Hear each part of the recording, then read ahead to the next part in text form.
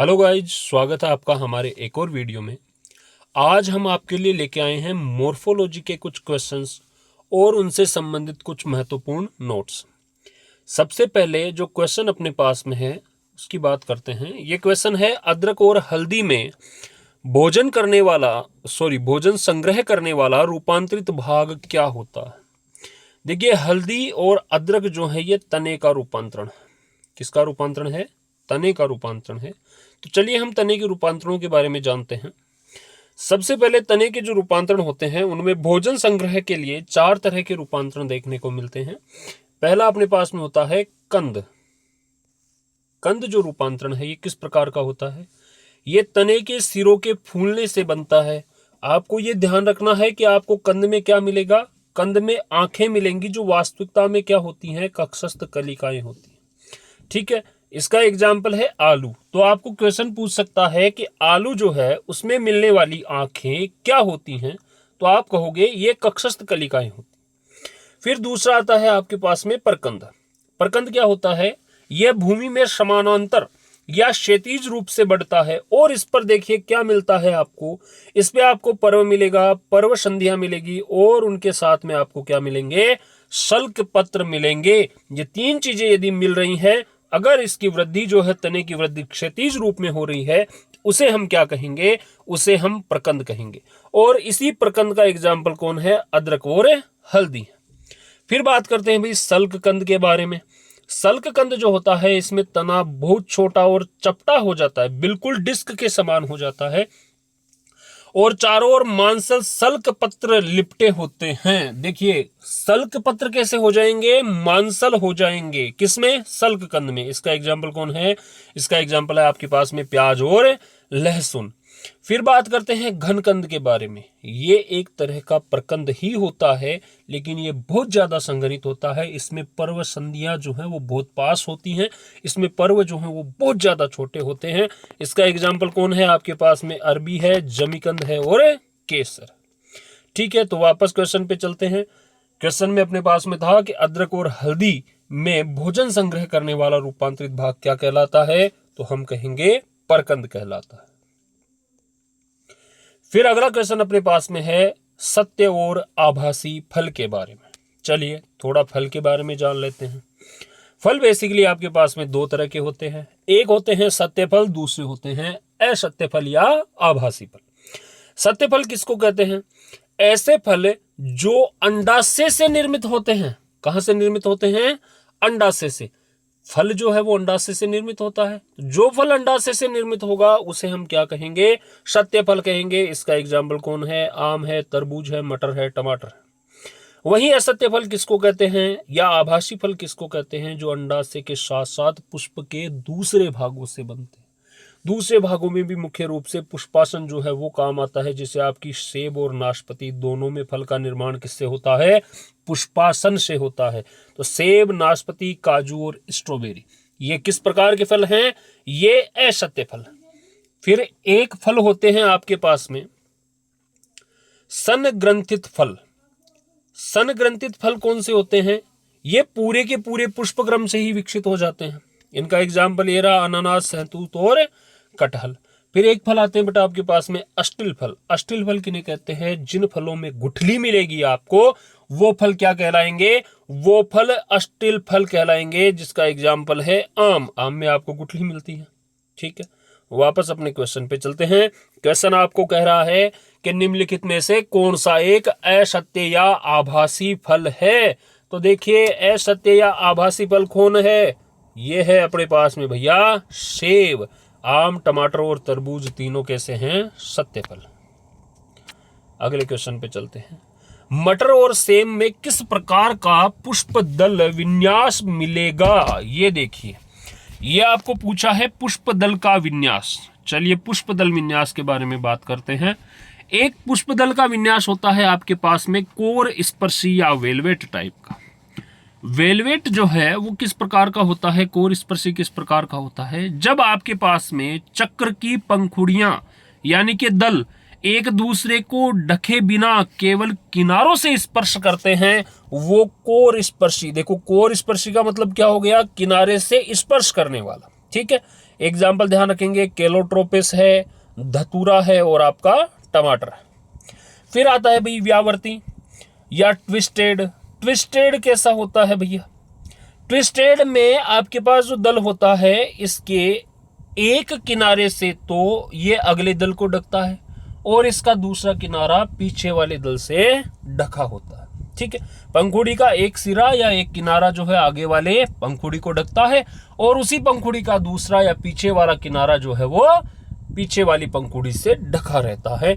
इस प्रकार के विन्यास को आप क्या कहते हो? व्यावर्तित विन्यास कहते हो। ये किस में मिलेगा आपको? गुड़हल में, भिंडी में और कपास में मिलेगा। ठीक है, फिर आता है आपके पास में कोरछादी। कोरछादी जो होता है, कोरछादी में क्या होता है देखिए, इसमें पंखुड़ियां एक दूसरे को ढकती तो हैं लेकिन इनकी कोई निश्चित दिशा नहीं होती है, यानी ढक तो रही है लेकिन कौन सी किसको ढकेगी ये निश्चित नहीं है। एक पंखुड़ी पूरी तरह बाहर और एक पूरी तरह अंदर हो सकती है। इस प्रकार का दल विन्यास आपको कहाँ मिलेगा? गुलमोहर और केशिया में देखने को। इसके बाद में आपके पास में आता है वेक्जिलरी या ध्वजीय। देखिए ये बड़ा महत्वपूर्ण है। वेक्जिलरी या ध्वजीय जो होता है इसमें 5 पंखुड़ियां होती हैं। सबसे बड़ी पंखुड़ी 2 पार्श्व पंखुड़ियों को ढकती है और आगे चलकर 2 सबसे छोटी अग्र पंखुड़ियों को ढकती है। देखिए एक बड़ी पंखुड़ी होगी जो दोनों पार्श्व वाली पंखुड़ियों को ढकेंगी और आगे चल करके 2 अंदर वाली, सबसे अंदर वाली पंखुड़ियों को भी ढकेंगी। इस प्रकार का जो दल विन्यास है, वेक्जिलरी दल विन्यास है, यह आपको किस में मिलेगा? मटर में और सेम में मिलेगा। फिर आता है क्विनकुंसियल। इसमें क्या होता है? इसमें देखो आपके पास में 2 पंखुड़ियां पूरी तरह बाहर होती हैं, 2 पूरी तरह अंदर होती हैं और एक का आधा हिस्सा बाहर होता है और आधा हिस्सा अंदर होता है। ये किस में मिलेगा आपको? अमरूद में देखने को मिलेगा। ठीक है, वापस अपने क्वेश्चन पे चलते हैं। मटर और सेम में किस प्रकार का पुष्प दल विन्यास जो है वो पाया जाता है? तो भैया मटर और सेम अभी अभी बताया आपको। मटर और सेम ये रहा, कैसा मिलेगा? वेक्जिलरी मिलेगा। कैसा मिलेगा? वेक्जिलरी। ठीक है, फिर आगे चलते हैं। अगला क्वेश्चन अपने पास में है कि दलदली क्षेत्रों में पाए जाने वाले राइजोफोरा पौधों में श्वसन के लिए जमीन से ऊपर निकलने वाली जड़ें क्या कहलाती हैं? देखो जमीन से ऊपर निकलने वाली जड़ें जो श्वसन के लिए निकल रही हैं उन्हें आप श्वसन मूल कहते हो, लेकिन हमें जड़ों के बारे में बात कर लेनी चाहिए। तो चलो जड़ के बारे में बात करते हैं भैया। सबसे पहले यहां पर अपने पास में दे रखा है मूसला जड़ के खाद्य संग्रहण वाले रूपांतरण। 4 तरह के होते हैं, शंकुरूप, तर्कुरूप, कुंभीरूप और श्वसन मूल। ठीक है,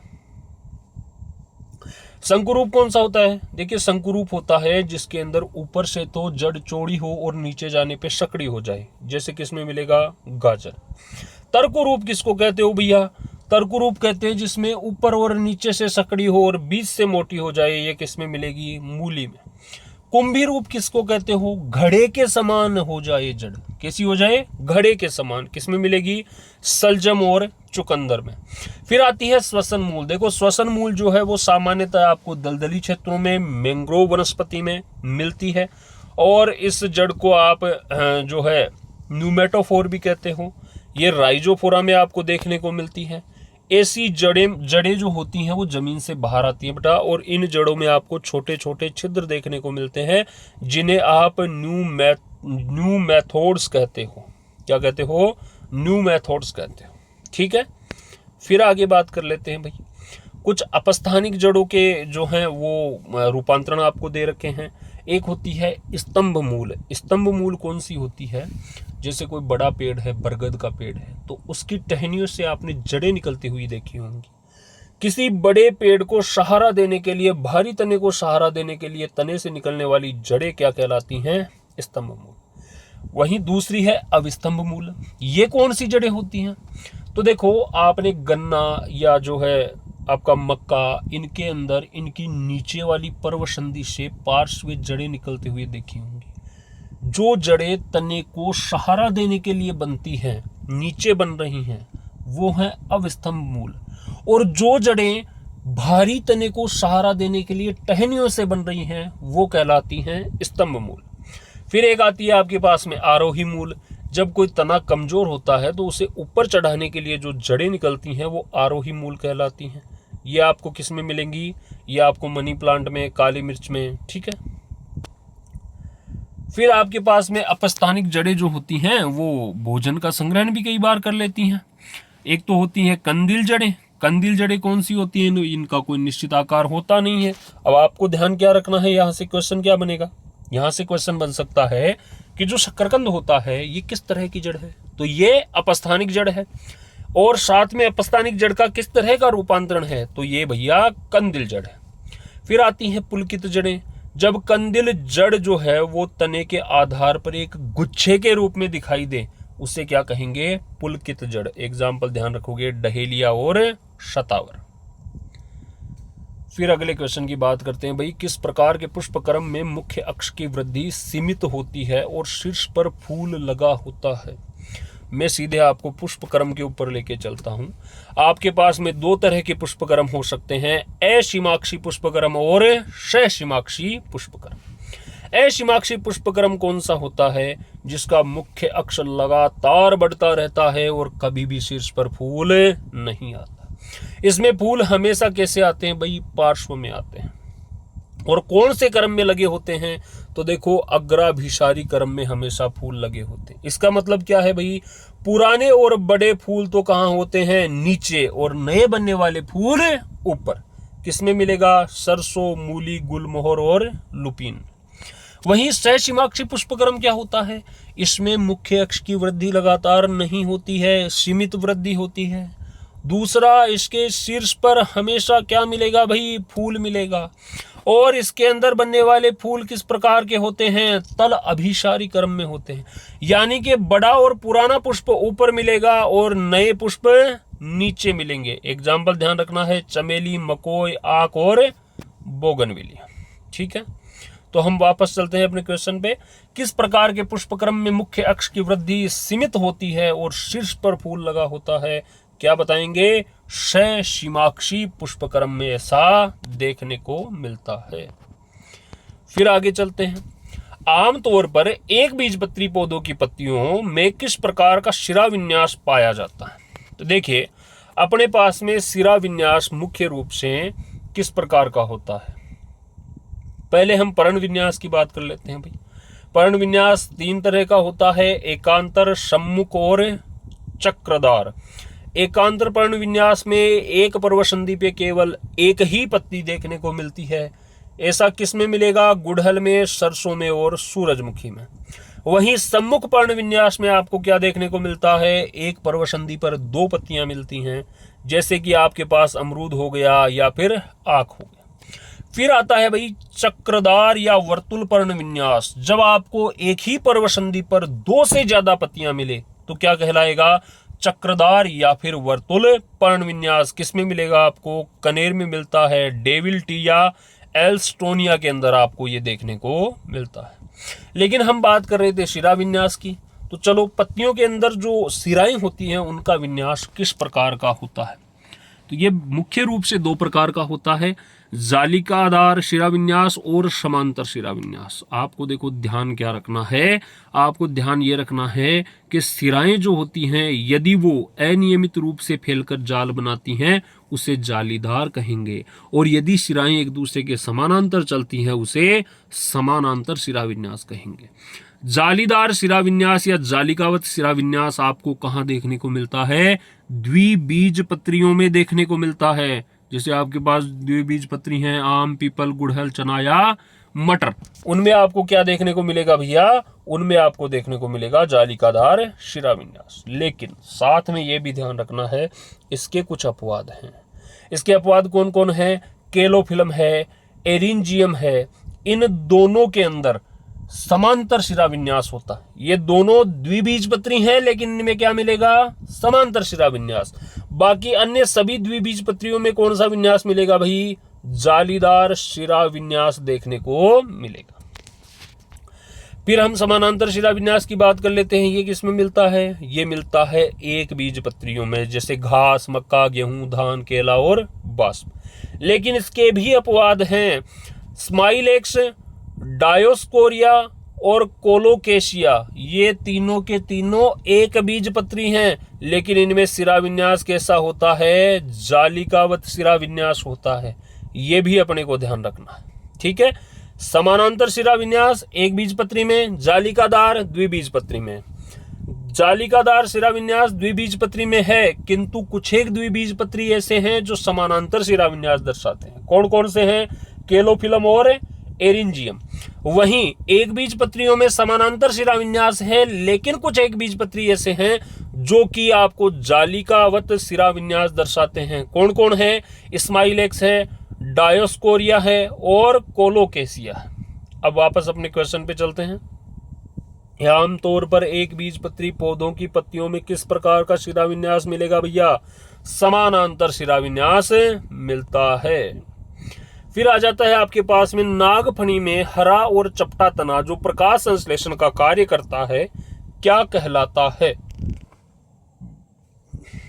देखिए, तने के कुछ रूपांतरण हैं, इनके बारे में अपन बात कर लेते हैं। तने के अर्धवायवीय रूपांतरण क्या कहलाते हैं भाई? एक तो होता है ऊपरी भूस्तरीय, भूमि पर रेंगने वाला, किस में मिलेगा? घास में मिलेगा और आपको खट्टी बूटी में मिलेगा। दूसरा होता है भूस्तरीय। ये कैसा होता है? ये भैया जमीन के जो है जमीन पर चलता है, पार्श्व शाखाएं निकलती हैं और जहां से पार्श्व शाखाएं जमीन को छूती है वहीं से एक नया पौधा बन जाता है, जैसे पुदीना, चमेली और स्ट्रॉबेरी। फिर आता है आपके पास में अंतः भूस्तरीय, ऐसा पौधा जिसका तना जो है वो भूमि के अंदर ही रेंग करके चलता हो, जैसे गुलदाउदी हो गया। इसका भी आप एग्जाम्पल पुदीना जो है ले सकते हो। फिर आता है भूस्तारिका। देखो, भूस्तारिका के बारे में विशेष रूप से ध्यान रखना, ये केवल कौन से पादपों में मिलेगा? जलीय पादपों में मिलेगा, जैसे जलकुंभी हो गई या पिस्टिया हो गया। फिर तने के वायवीय रूपांतरण आते हैं, इनको आपको ध्यान में रखना है। एक तो होता है भैया स्तंभ प्रतान, कमजोर तने वाले पौधों में कक्षस्थ कलिकाएं स्प्रिंग जैसी हो जाती हैं और पौधे को ऊपर चढ़ने में मदद करती हैं। ऐसा आपको किस में देखने को मिलेगा? अंगूर में, कद्दू में, खीरे में और तरबूज में। एक होता है आपके पास में स्तंभ कंटक, यानी कि स्तंभ के ऊपर जो कक्षस्थ कलिकाएं हैं वो कांटों के रूप में बदल जाती हैं, और ऐसा ये किस लिए करती हैं? वाष्पोत्सर्जन को कम करने के लिए और साथ में सुरक्षा प्रदान करने के लिए। ये आपको किस में देखने को मिलेगा? नींबू और बोगनविलिया में देखने को मिलेगा। फिर एक आता है आपके पास में पर्णकाय स्तंभ, ऐसा स्तंभ जो पत्तियों के समान हो जाए, यानी जो हरा हो जाए और प्रकाश संश्लेषण करने लगे, ऐसा स्तंभ क्या कहलाएगा भाई? पर्णकाय स्तंभ कहलाएगा, पर्णाभ स्तंभ कहलाएगा। और ऐसा स्तंभ आपको किस में देखने को मिलता है? नागफनी में, यूफोर्बिया में। नागफनी के अंदर जो आपको मांसल मोटी सी संरचना दिखाई देती है ना, हाथ के तरह की, जिसके ऊपर कांटे लगे होते हैं, एक्चुअल में नागफनी में जो कांटे होते हैं वो पत्तियों का रूपांतरण होते हैं, और उसकी जो हरी संरचना होती है वो उसका तना होता है। ठीक है, तो अपन अपने क्वेश्चन पे वापस चलते हैं। आपको पूछा है नागफनी में हरा और चपटा तना जो प्रकाश संश्लेषण का कार्य करता है, क्या कहलाता है? ये पर्णकाय स्तंभ कहलाता है। तो ये कुछ अपने पास में क्वेश्चन थे, उनके साथ में हमने आपको नोट्स भी जो हैं उनसे संबंधित प्रोवाइड करवाए। उम्मीद करते हैं आपको वीडियो अच्छा लगा होगा। वीडियो को लाइक करें, चैनल को सब्सक्राइब करें और वीडियो को ज़्यादा से ज़्यादा शेयर करें। धन्यवाद।